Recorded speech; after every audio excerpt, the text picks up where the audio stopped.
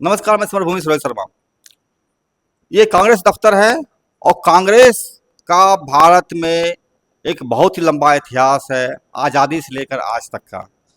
इतना ही नहीं, महात्मा गांधी से लेकर के इंदिरा गांधी, जवाहरलाल नेहरू, राजीव गांधी जैसे शहीदों की परंपरा रही है। और बरसों तक जेल में रहने वाले नेहरू को आज किस तरह से चित्रित कर रही है भाजपा जैसी, आरएसएस जैसी संस्थाएं, यह भी जानने की बात है। जब कांग्रेस को बोला जाता है कि आरएसएस के द्वारा कि कांग्रेस मुक्त भारत बनाएंगे, तो आप समझ सकते हैं एक ऐसी संस्था, एक ऐसी पार्टी जिसका शहादतों का परंपरा रहा है, जिसने भारत के लिए एक असीम कुर्बानी दिया है, जब उनको मुक्त करने की बात हो रही है, इस देश से भगाने की बात हो रही है, तो आप समझ सकते हैं कि भारत की स्थिति आज क्या है।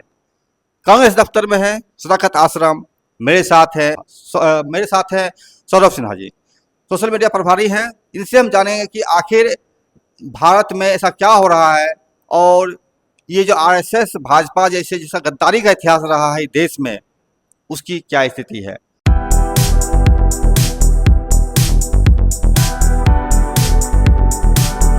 सौरभ जी, अभी आप बहुत बहुत स्वागत सौरभ भूमि में आपका है। धन्यवाद।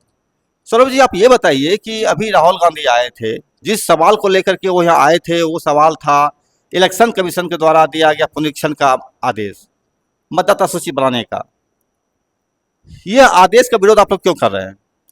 सबसे पहली बात ये है कि इस आदेश का हम लोग विरोध इसलिए कर रहे हैं कि इलेक्शन कमीशन खुद बोली कि वो 20% लोगों का नाम काटेंगे, और 20% वो लोग होंगे इस प्रदेश के जो गरीब है, दलित है, अति पिछड़े हैं। बिहार सरकार का डेटा खुद ये कहता है कि लगभग में 80% दलितों के पास जमीन नहीं है, भूमिहीन है वो, और ईबीसी की भी स्थिति मिला जुला करके वही है। और जो कागज जो इलेक्शन कमीशन के द्वारा मांगे जा रहे थे, वो कागज मांगने का उनका अधिकार भी नहीं है, कि इलेक्शन कमीशन का काम है चुनाव करवाना, एपिक कार्ड उपलब्ध करवाना कि ये हमारे वोटर हैं, ना कि वो किसी का एनआरसी करना शुरू कर देंगे कि मतलब वो इस देश के मूल निवासी हैं या इस देश के निवासी हैं या नहीं है। वो दूसरे विभाग का काम है। और निवासी है या घुसपैठिया है? ये जो है अंडर सेक्शन 6 के अंदर में आता है, जो कि गवर्न करता है हमारा गृह मंत्रालय। और चुनाव आयोग बिल्कुल इंडिपेंडेंट संस्था है, जिसका काम है देश में सही ढंग से चुनाव करवाना, और चुनाव करवा करके जो जीती हुई पार्टी है उसको सारा सर्टिफिकेट्स प्रोवाइड करना, चाहे जीती हुई पार्टी हो चाहे हारी हुई पार्टी हो, सारा चुनाव को बेसिक कंडक्ट करवाना।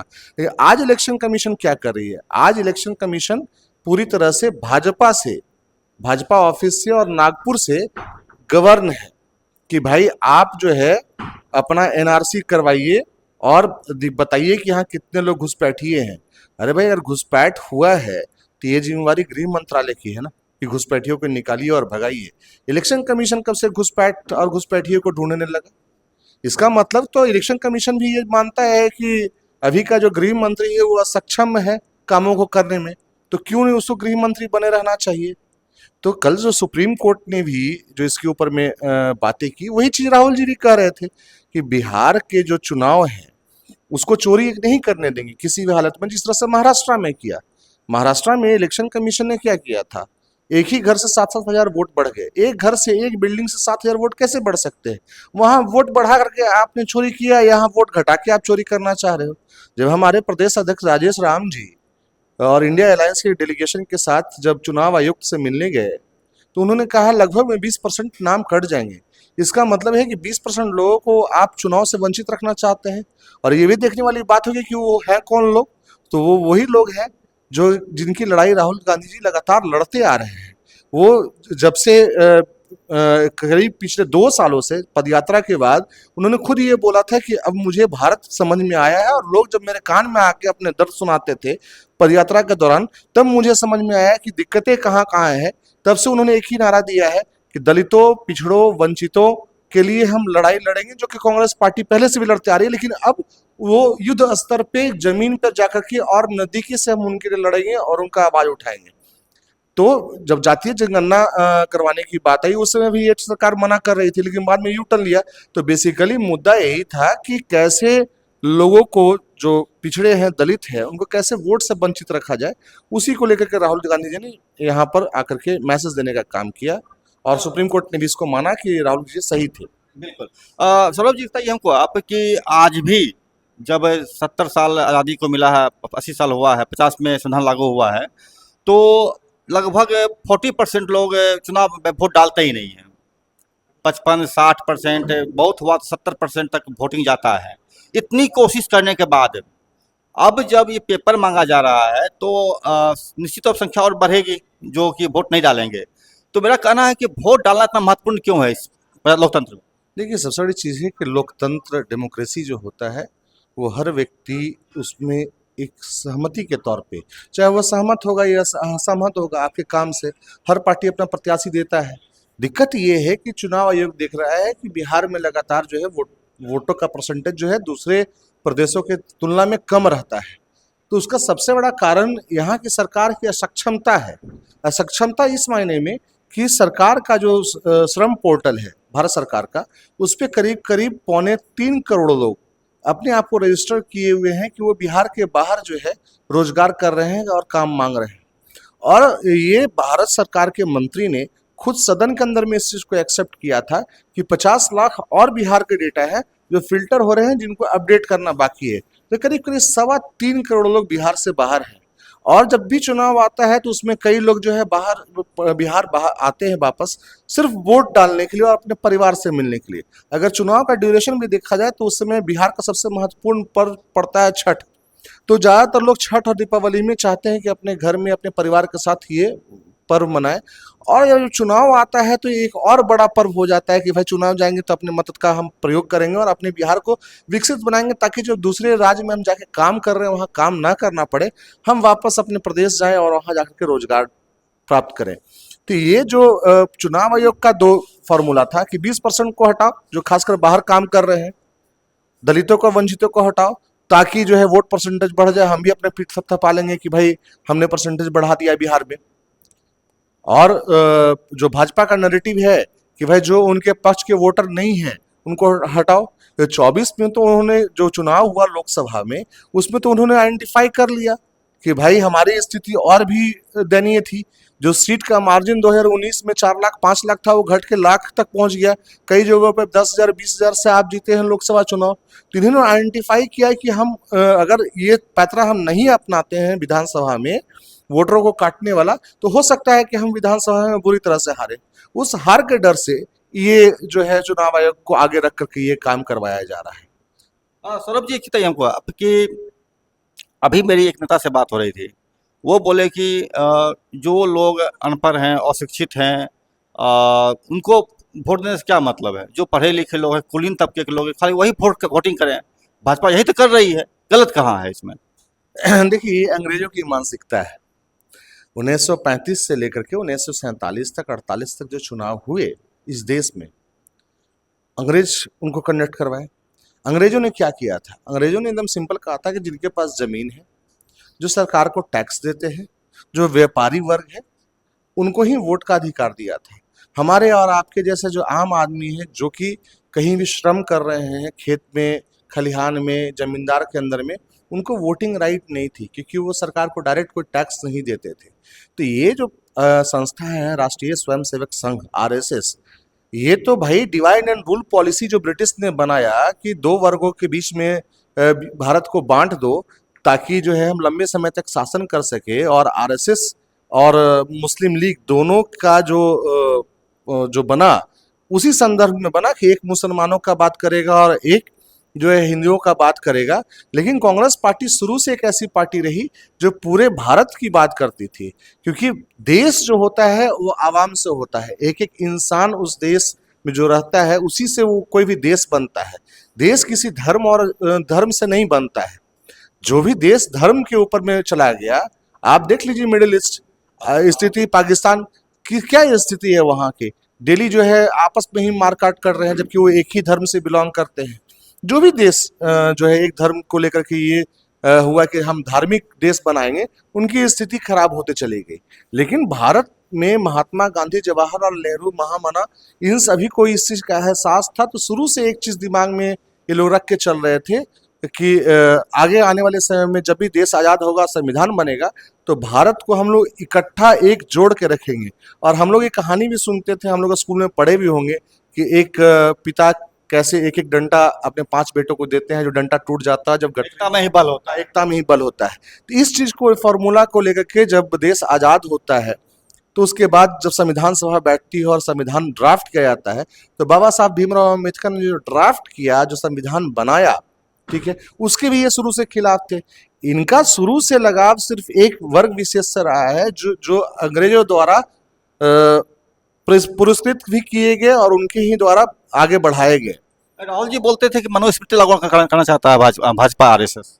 ये राहुल जी नहीं बोल रहे, ये तो आरएसएस का शुरू से एजेंडा है। आप 1942 का और 1946 का आप एक फोटो होगा, वायरल भी है, ये आपको मीडिया में कहीं भी ढूंढिएगा तो मिल जाएगा। आरएसएस का जो किताब है ऑर्गेनाइजर, उसमें छपा था, जिसमें महात्मा गांधी को 10 अवतार के रूप में दिखाया गया था, जिसमें जवाहरलाल नेहरू, सरदार पटेल, महामना अब्दुल कलाम, सभी का सिर लगाया गया था। और नीचे में जो है आरएसएस के उस समय के जो बड़े लीडर थे, जो हेड थे, उनको दिखाया गया था। और पीछे में जिनका ये बराबर नाम लेते हैं, हम तो नाम भी लेना उनका नहीं समझते हैं, दिखाया गया था कि वो तीर धनुष लेके खड़ा है और उनको मार रहे हैं। तो इनकी मानसिकता शुरू से विकृत रही है। अच्छा, एक चीज़ बताइए सर, ये कि आप जान रहे हैं कि लगभग इतना प्रचार प्रसार करने के बाद भी 70-75 साल हो गए हैं, आज भी लोगों में वोट देने के प्रति जो रुचि है कम है। आप मुझे ये बताइए कि अगर मतदाता सूची में जैसे कि आरएसएस कर रही है, नाम कट जाता है उसका है, तो इससे उनको क्या-क्या समस्याएं हो सकती है? देखिए, पहले तो ये नाम काटेंगे मतदाता सूची से, उसके बाद सरकारी स्कीमों से लोगों को हटाया जाएगा। कौन सी स्कीम? जैसे जनधन योजना हो गया, जैसे जो जो सरकार बोलती है कि हम चावल दे रहे हैं, अपना पीठ थोपती है और सीना चमकाते हैं मोदी जी, 5 किलो अनाज। 5 किलो अनाज दे रहे हैं, लेकिन ये नहीं बता पाते हैं कि भाई आज हमारे देश की स्थिति ये है कि हम बोलते हैं कि हम दुनिया का चौथा सबसे बड़ा अर्थव्यवस्था बन गए, और आज भी हमारा देश का 80 करोड़ आबादी जो है वो आज भी हमको 5 किलो अनाज उनको देना पड़ रहा है। अरे विकसित भारत तो वो भारत होता जहाँ पर कि हमें अनाज किसी को देना नहीं पड़ता। और हम आपने 2 चीज़ बताया, एक ये बताया 5 किलो अनाज वाला मामला बताया आपने, एक बताया आपने जनधन योजना वाला, और क्या वृद्धा पेंशन, विधवा पेंशन, हो गया, और भी जितने तरह के सरकारी योजनाएं हैं, इंदिरा आवास वगैरह। सब्सिडी की योजना है, वो सारी की सारी योजनाओं से उन दलितों को, गरीबों को बाहर करने का व्यवस्था ये लोग आने वाले समय में करेंगे। जैसे देखिए, पेट्रोल में जो पहले सरकार जो है सब्सिडी देती थी, तो ये बोला गया कि भाई देश हित में आप जो है छोड़ दीजिए, ठीक है। पेट्रोल क्रूड ऑयल का दाम नीचे भी आ जाता है, $40 पे भी आ जाता है, तो फिर भी ये हम लोग को 100 रुपया से ऊपर आज के रेट में पेट्रोल बेच रहे हैं। इन्होंने बोला गैस की सब्सिडी आप छोड़ दीजिए, इससे गरीबों का हित होगा। आप भी बताइए कि उज्ज्वला योजना में कितने टंकी मिल रहे हैं। उज्ज्वला योजना का जो बोलते हैं 1000 रुपया से ऊपर का सिलेंडर है, और वही बोलेंगे कि आपके खाते में वो पैसा भेजा जाएगा। कितना भेजा जाएगा? सिर्फ 2 या 3 टंकी का। तो बताइए कि एक परिवार, अगर 5 लोगों का परिवार है, तो एक साल में कम से कम 12 टंकी या 10 टंकी तो इस्तेमाल करेंगे। तो आप 2 या 3 टंकी आप दे रहे हैं फ्री में, और बाकी जो है उसके लिए आप पैसा ले रहे हैं, तो किस बात की सब्सिडी आप उनको दे रहे हैं? तो लोगों को बेवकूफ बना करके बहुत सारे लोग तो सब्सिडी छुड़वाए। बहुत सारे लोग तो टंकी को छोड़ करके अब जो है लकड़ी चूल्हा पर शुरू हो गए। बात वही है कि इनका एक ही चीज है, प्रचार करो, प्रचार प्रसार पे ये पैसा खर्च करते हैं।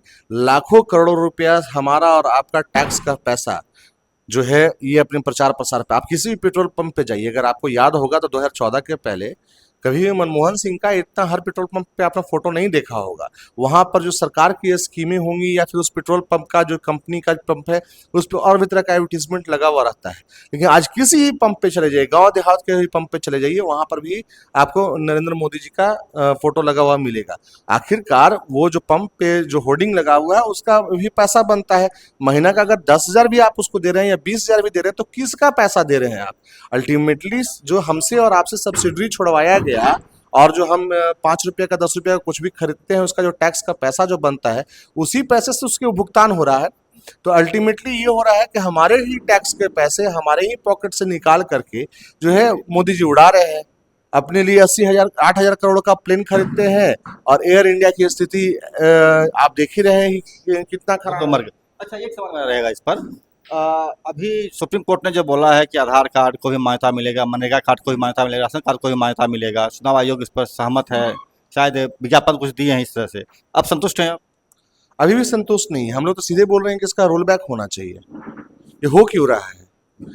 आप जब मार्च में फरवरी मार्च में आपने सभी जिलाध्यक्षों को, ये नहीं कि सिर्फ कांग्रेस पार्टी या राजद के जिलाध्यक्षों को, आपने ऑल पार्टी जितने भी जिलाध्यक्ष हैं सभी का मीटिंग जो है आपने बुलाया था दिल्ली में। अगर आप उस समय अपनी मंशा जाहिर करते कि हाँ हम ऐसा कुछ करने वाले हैं फ्यूचर में, तो डेफिनेटली हर पॉलिटिकल पार्टी आपको सहयोग करती और चीजें बहुत तेजी से होती। लेकिन अभी आपका ध्येय एक ही है कि हमको किसी तरह से 20% वोट काट देना है, ताकि जो है सरकार में विपक्ष की पार्टी ना आ पाए, क्योंकि हमारा वोटर दलित है, हमारा वोटर गरीब है, हमारा वोटर पिछड़ा है, अति पिछड़ा है। तो वो नहीं चाहते हैं कि वो जो है हमें वोट दे करके हमें वापस सत्ता में जाए, ताकि जो चीजें ये लोग गलत किए हैं उसको हम सुधार सके। 20 साल से नीतीश जी हैं, 11 साल से जो है मोदी जी वहां बैठे हुए हैं, ट्रबल इंजन की सरकार चल रही है। लेकिन इस इंजन की स्थिति ये है कि लगातार पलायन यहाँ से बढ़ते जा रहा है। तो सवाल तो लोग पूछेंगे ना कि है पलायन क्यों? आप इतना जो बोलते हैं कि मैंने विकास कर दिया, तो विकास इनके लिए क्या है? इनके लिए विकास एस्टीमेट घोटाला है। ये उन्हीं जगहों पे का विकास किए हैं, बिल्डिंग, हॉस्पिटल, अस्पताल का बिल्डिंग कुछ कुछ बना है, कुछ कुछ बना है, लेकिन उसमें भी सुविधाएं नहीं है। 53,000 नर्सिंग स्टाफ का वैकेंसी है सरकार के पास, जिसमें मात्र इन्होंने 25,000 बढ़ाया है। 30,000 के करीब करीब जो है वैकेंसी, 30,000 से कुछ कम बेसी हो सकता है, मेरे कुछ करेक्शन कर सकते हैं डेटा में। तो उतनी वैकेंसियां खाली है। तो सुविधा आप नहीं दे रहे हैं, आप ऐसे ऐसे जगहों पर पैसा डाल रहे हैं जहां से सिर्फ और सिर्फ आपको एस्टिमेट में पैसा बढ़ा करके आप जो है कमाई कर सके। तो ये पूरी तरह से भ्रष्टाचार में लिप्त सरकार है। और ये सरकार देख रही है कि अगर हम सत्ता से बाहर गए तो हमारी जब फाइलें खुलना शुरू होंगी, तो जो आज ईमानदार बने हुए हैं उनका जो है कैनवास बनेगा कि वो कितने ज्यादा जो है ब्लैकलिस्टेड लोग हैं। इससे वो डर करके वो चाहती है कि बाय हुक बाय क्रुक, चाहे वो संविधान को ही कुचलना क्यों नहीं पड़ा, लोकतंत्र को ही क्यों नहीं कुचलना पड़ा, हम कुचल करके अपनी सरकार वापस लेके आएंगे, ताकि हम मेरी फाइल ना खुल सके। क्योंकि मोदी जी ने तो भरोसा दे रखा है इनको कि 2050 तक चिंता मत कीजिए, हमारी सरकार है।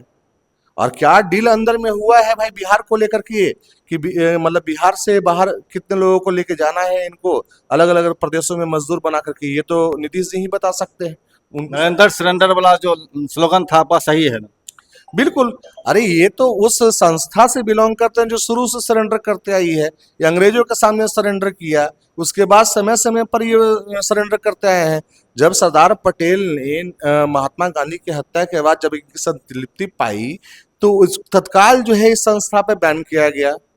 इन्होंने सरेंडर किया और बोला कि भाई हम एक सामाजिक संस्था बन के रहेंगे, हम किसी तरह के पॉलिटिकल एक्टिविटी में भाग नहीं लेंगे, हम किसी तरह के सरकार के खिलाफ जो है नहीं जाएंगे। और फिर पटेल जी ने बोला कि हो सकता है सुधर गए हो, उन्होंने इनका फिर से वापस कर दिया। नेहरू जी के सुझाव पर पटेल जी ने वापस नेहरू जी के सुझाव पे किया तो पटेल जी ने वापस कर दिया कि ठीक है भाई जाइए, आप भी अपना काम कीजिए, सामाजिक काम कीजिए। लेकिन ये जो है फिर से वही, तो ये ऐसा गोमन सांप है जिसका फन जब तक नहीं मोहम्मद साहब बोल रहे हैं। कुचला नहीं जाएगा, तब तक ये बार बार फन उठा करके अपने ही लोगों को डसना शुरू करेगा। अच्छा, मौजूदा स्थिति में आप मेरे दर्शकों को कुछ कहना चाहेंगे इस स्थिति में? देखिए सबसे बड़ी चीज ये है कि जो इलेक्शन कमीशन कर रहा है उसमें आप सीधे आकर के चैनल्स के माध्यम से, चाहे यूट्यूब के माध्यम से, आप अपनी बातों को जनता तक और देश के सर्वोच्च अदालत तक पहुंचाइए कि आपके पास डॉक्यूमेंट्स नहीं है। और सरकार से पूछिए कि भाई हम कैसे, मतलब हमको आप राज्य से बाहर कर सकते हैं। हमारे अगर 3 डिसमिल जमीन देने का आपने वादा किया था, तो जमीन आप हमको कब अलॉट कीजिएगा। आप सवाल पूछना शुरू कीजिए कि क्या जो टैक्स का पैसा है उससे हमें मुफ्त इलाज मिलना चाहिए या नहीं सरकारी अस्पतालों में बेहतर सुविधा के साथ। क्या आज इतना जो टोल टैक्स लग रहा है सड़क पे, तो क्या गरीब जो है पटना भी आने से महरूम हो जाएगा? ठीक है, जब इस राज्य में प्रति व्यक्ति आय, खासकर 92 लाख जो परिवार है उनका प्रति व्यक्ति आय 40 रुपये एक दिन का है, तो क्या मतलब ये स्थिति में आप बिहार को ला दिए हैं कि मतलब हम कहीं भी जाने आने से भी वंचित रह रहे हैं। तो ना हम बिहार देख पा रहे हैं, ना बिहार के बाहर निकल पा रहे हैं। बिहार के बाहर सिर्फ पलायन कर रहे हैं रोजगार के लिए। हमारे पति कब घर आएंगे, हमारे बच्चे कब घर आएंगे, हमारे बुजुर्ग कब मतलब मिल पाएंगे। तो ये सवाल पूछना जरूरी है, सरकार से सवाल पूछना जरूरी है, इलेक्शन कमीशन से सवाल पूछना जरूरी है कि क्या हम वोट देने का अधिकार नहीं है? जो अधिकार जवाहरलाल नेहरू ने, सरदार पटेल ने और बाबा भीमराव अम्बेडकर ने अपने संविधान के जरिए हमें दिया, क्या वो आज जो है आप अपनी मनमर्जी चला करके उसको बंद नहीं कर सकते? तो इसका विरोध कीजिए, सिंपल सा चीज है, इसको विरोध कीजिए, तर्क के साथ विरोध कीजिए। शुक्रिया सौरभ जी, आपने बताया अच्छी बात है। और मैं कहना चाहूँगा कि इन सवालों को लेकर के आप आपस में चर्चा कीजिए और देखिए किस तरीके से देश में एक बदलाव चल रहा है। जो कभी जिसका गद्दारी का इतिहास रहा है, आज वो देशभक्त बन गए हैं। आज जिनको जो जिन्होंने अपने देश के लिए खून बहाया है, आज वो उनको मुक्त करने की बात की जा रही है, कांग्रेस मुक्त भारत बनाने की बात की जा रही है। चुनाव आयोग इस प्रक्रिया में लगा हुआ है, भाजपा के इशारे पर इनका कहना है सौरभ जी का। आप महत्वपूर्ण आपके लिए है मताधिकार। मताधिकार नहीं रहेगा आपका, आप देश के नागरिक नहीं रहेंगे। नागरिक नहीं रहेंगे तो आपके देश में मिलने वाला कोई भी सुविधा, चाहे वो वृद्धा पेंशन हो, विधवा पेंशन हो, या फिर आपको नौकरी की सुविधा हो, उससे भी आप वंचित हो जाएंगे। वो ठीक उसी तरीके से जिस तरह से मताधिकार विहीन जेल में रहने वाले बंदी की स्थिति होती है, वही स्थिति आपकी होगी। संघर्ष का मौका है, संघर्ष कीजिए। कांग्रेस पार्टी के प्रवक्ता ही कह रहे हैं, वो आप लोग के साथ है। नमस्कार, मैं स्मार्ट भूमि रोहित शर्मा। चैनल देखिए, लाइक कीजिए, सब्सक्राइब शेयर कीजिए, हमसे जुड़े रहिए।